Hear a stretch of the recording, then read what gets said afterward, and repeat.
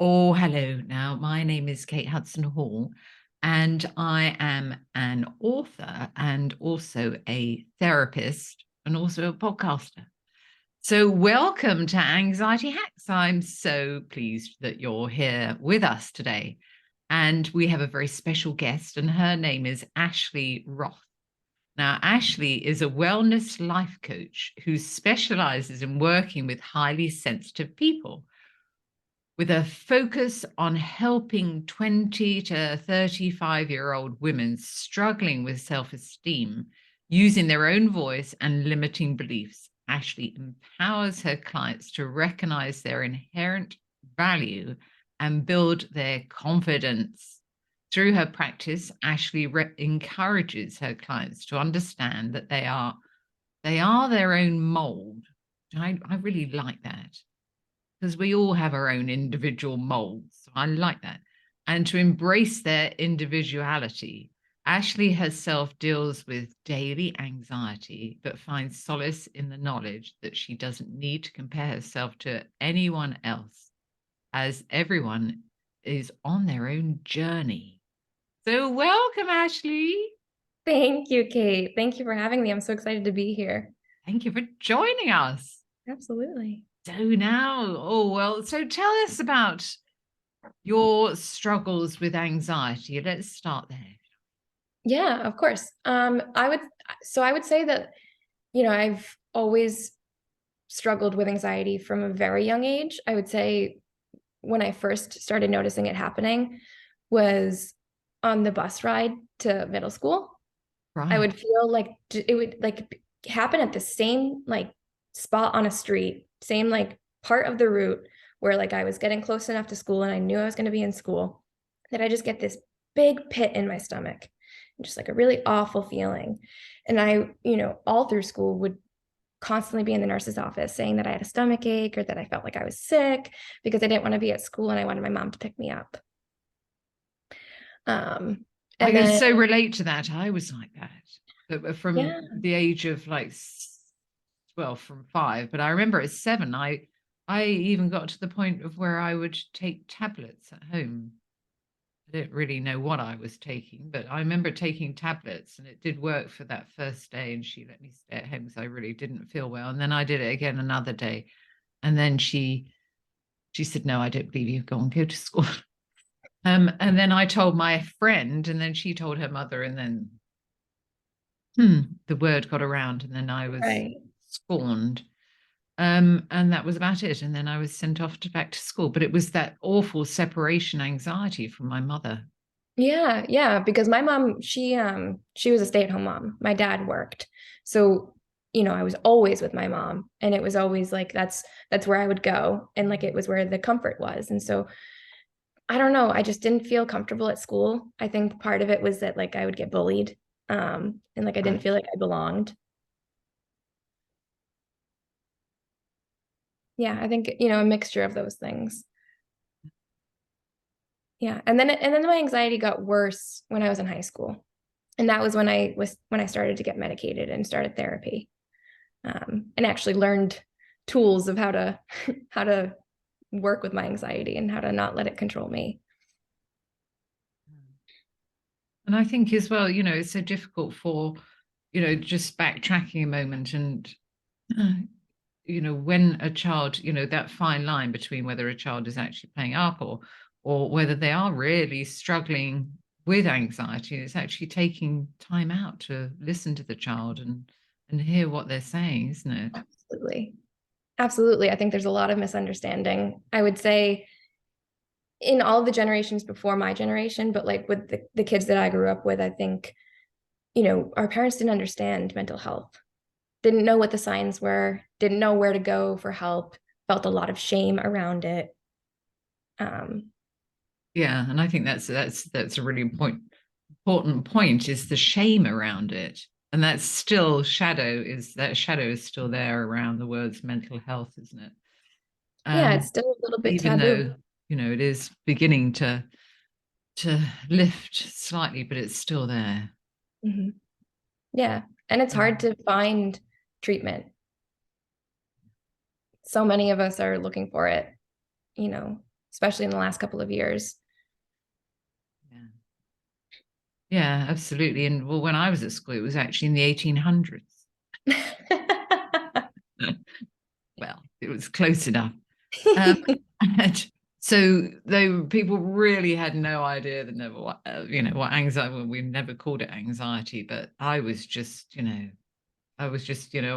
told that I was just a big worrier, and I was nervous, scared little person, and oh my gosh, I just went through a horrific time. And I think it was because part of it was because my father had died when I was 2, so my mother was everything. So she was a Right. mother and a father wrapped in one, and she would work from home part-time. And so she was everything, and I had this huge need to take care of her because from a very young age, from when I remember, is that I'd see her crying all the time. So I felt I had to nurture her as well and look after her. So sort of reinforce that separation anxiety. And then when I went to boarding school when I was 11, where it even went downhill from there.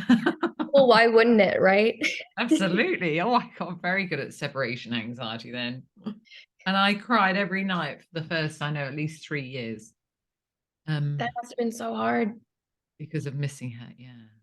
How Horrible. And did you then get through it? so we'd go, an 8-week term. And then after about I'd see her at half term. So we'd go to start at the beginning of the term, I'd see her at half term, and then I'd get to so the 5th week, and I'd see her on the 6th week in the half between, half the term. And then I'd be all right for that 1 week, and then I'd see her again, and then the whole thing would spiral up again. Yeah. Yeah. It's so difficult, right? Hmm. And Yeah, I to be think, attached. for you, like you said, with the bullying as well.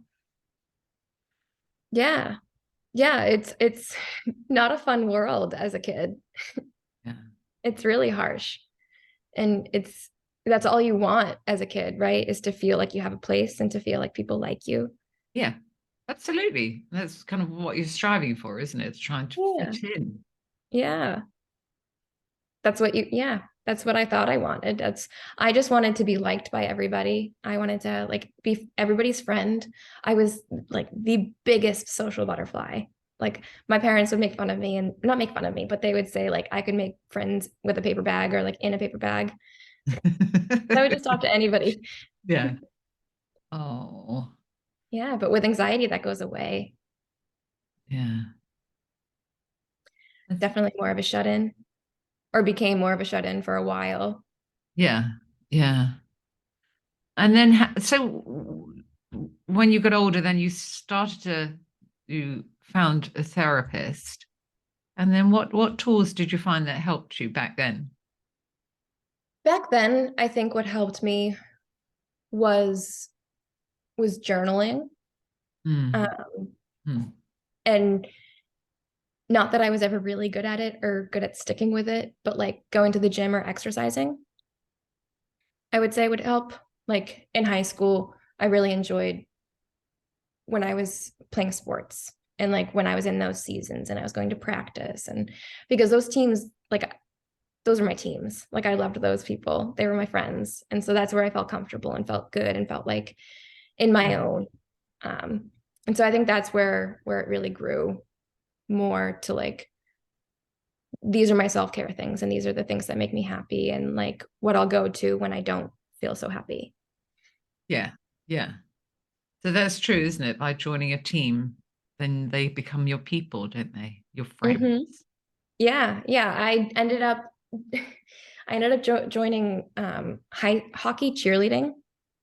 I had never ever done cheerleading before in my life, and I was so anxious. I cannot believe that I actually succeeded in the 2 days of the first tryout, because I was not meant to be there at all. But I think that like my passion and my excitement to be on a team like got me a spot, and I really enjoyed it. And I ended up being a captain for my junior and senior year. Oh, did you? Yeah, so it was just like Excellent. that I look back on that time and like think about like whenever I'm struggling now that like you have to push yourself out of your comfort zone to get to a better point. Yes. That's a Yeah. very good point, isn't it? Because Yeah, if you don't and you stay in your little comfort zone, you're never going to change. You'll just go round and round and round. exactly. Exactly. It's you we want change, we want better, but with change is the unknown, Yeah. and the unknown scares us. And we know, even though like our comfort zone isn't what we want and we're not happy in it, we know what to expect from it. So we have less anxiety with that. Yeah. There's so much anxiety to start something new. Yeah. Yeah. If you just get past that anxiety, like the world is your oyster. Yeah. Yeah. Yeah.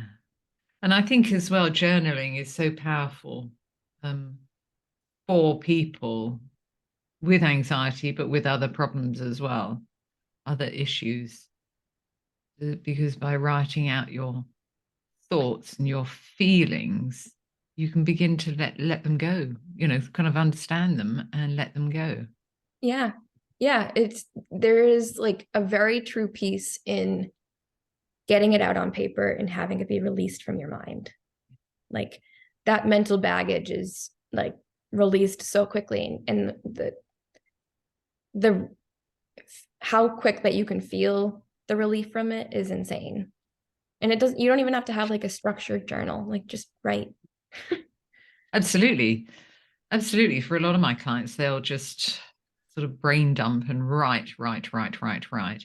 And Exactly. then they'll go through and scribble it all out or rip it out and shred it or burn it, or you don't even have to read it again. It's Exactly. just Yeah. actually getting it out and getting it out of your head, off your chest, and off anywhere else that may need to come off. Yeah. You're like putting it in a box, sealing it, and sending it off. Like, Yeah. I will never see you again. Yeah. Yeah. Yeah. Yeah.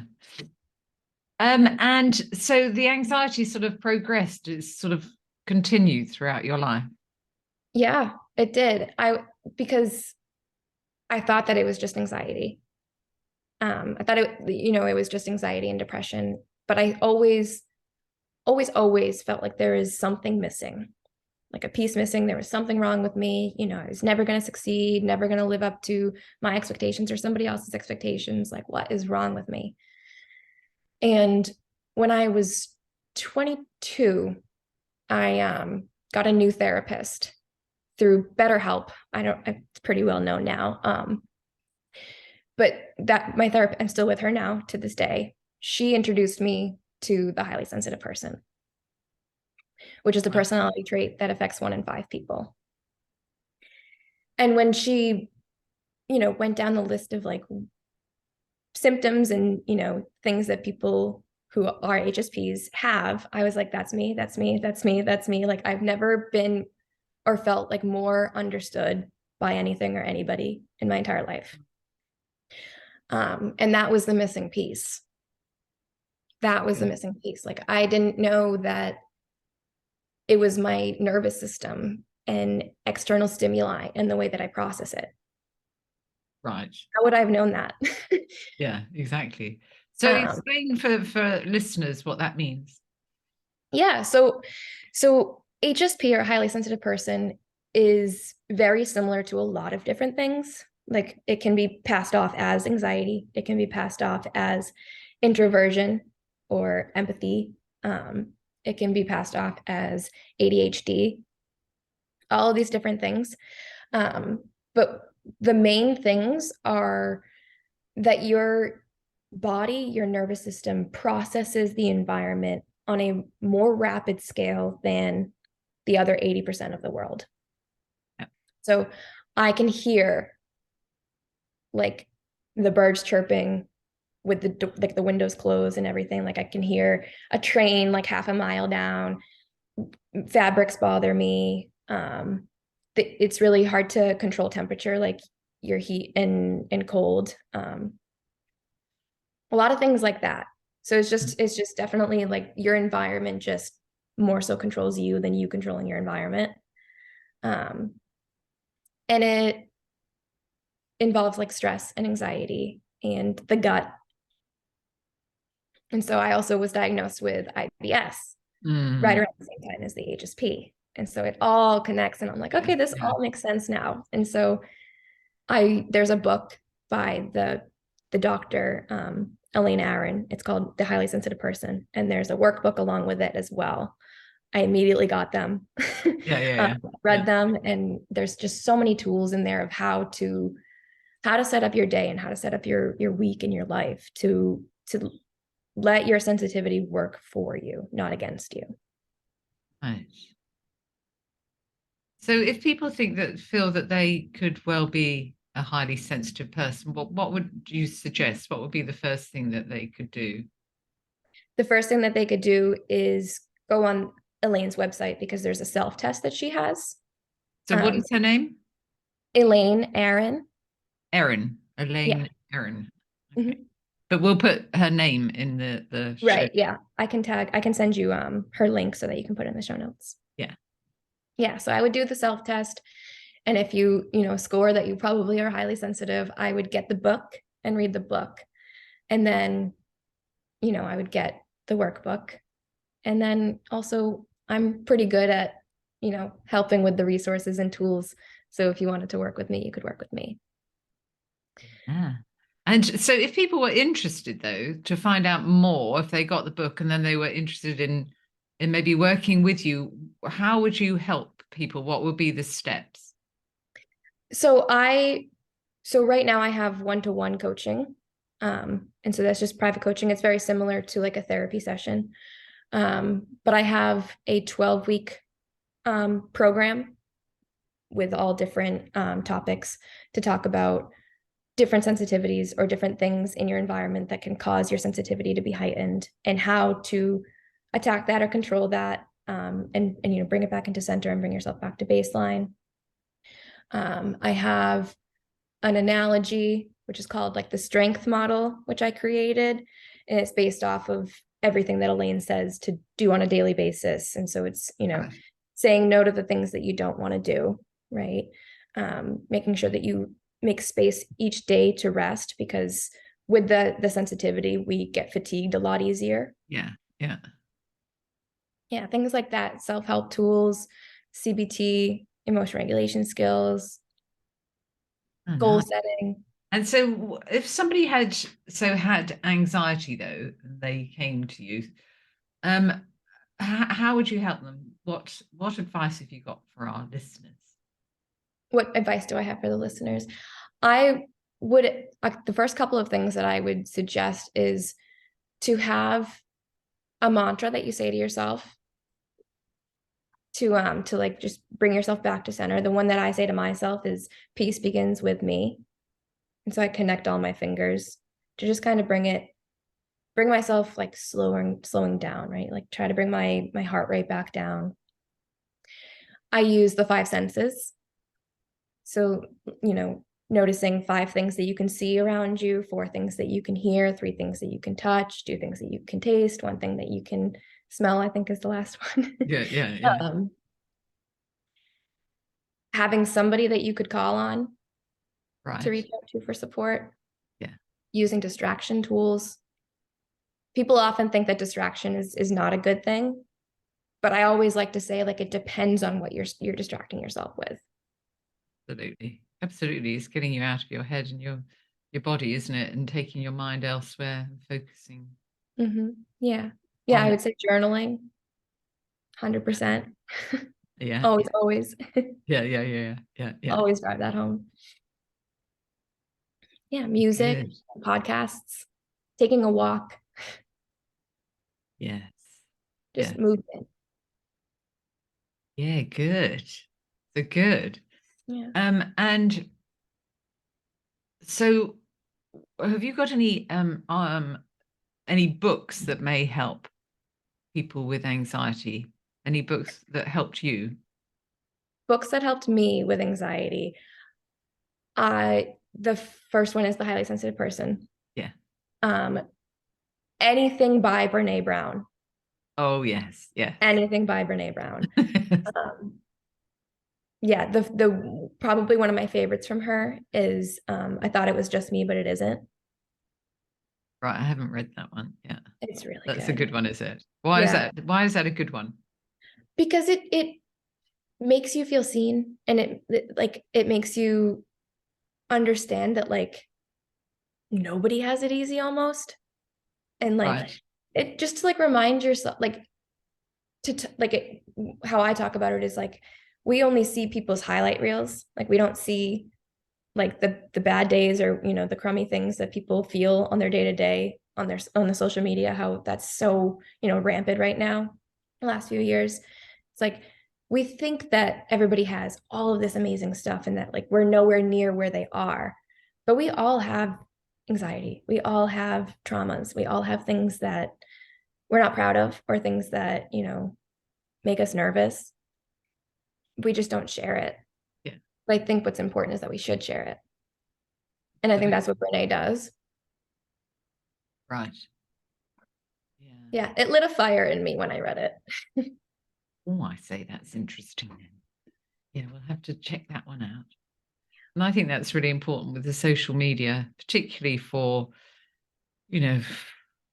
well, for everybody of every age, really, isn't it? That, people they just share, all the positivities and they don't share, any negatives. Yeah, yeah, it's Or it's hardly really ever. hard. It's really hard to one, not compare yourself. And it's really hard to like believe that they have bad things going on if they don't share it. Yeah. Yeah. Because you only see them having a good time. You don't see them and think about them having a difficult time in any way. Right. Right. Mm. And that's such a large negative part of social media. Yeah, is the comparing. That's all we're all fighting for, that like, that spotlight of, oh my God, look what she has, or look what they have, and look how far along they are in their life. And I wish I had that. Yeah, yeah, yeah, yeah, When it's like we should all be taking some more time to look within and have gratitude for like what we do have. Like I love taking like either a monthly or a quarterly just like brain dump of what I'm grateful for, what I've done in the last few months, how I've grown, because you really forget to think about it. yeah. And it's really invigorating and motivating to look back and see what you have achieved. Yeah, you're like, oh Even wow, like a I week did ago do that. or 2 weeks ago to see, oh my gosh, I'd made these goals and look, I have achieved these and now I've moved on and I'm doing this now. And it's just, yeah, Exactly, stopping exactly. and recognizing, how far you have come. Yeah, I love it. And that's why I love journaling too, is like I keep all of my journals. Yeah. Like I like to look back and see where I was, years ago, or what I was struggling with, and just like how I brought myself out of it. And Yeah. just like I always think about like my darkest times and how I never expected to be like this happy or where I am now, and like have the life and the family that I have. It's mind blowing. Oh, lovely. Yeah, that's fabulous. So Ashley, so how can people contact you? People can contact me either through Instagram, TikTok, LinkedIn, Facebook, my email, my phone number. And so what is your handle? My handle is Strength and Sensitivity Coaching. Right. Okay. And what's your email? Strength and Sensitivity 22 at Gmail. Okay. Okay. Okay, good. And so the name of your website is strengthandsensitivity.com. Yes, it's yes, Strength and Sensitivity Coaching.com. Right. Okay, good. I say. Oh, well, Ashley, well, thank you so much for joining us. Kate, thank you so much for having me. Yeah, This it's was been fun to talk to you. yes, it was a lovely conversation. Yeah. Oh, great. And well, thank you to everybody for listening. And make sure that you subscribe to the podcast on Apple iTunes or wherever you may listen so you never miss an episode. And of course, it'd be wonderful if you got a moment to leave a review. That would be fantastic.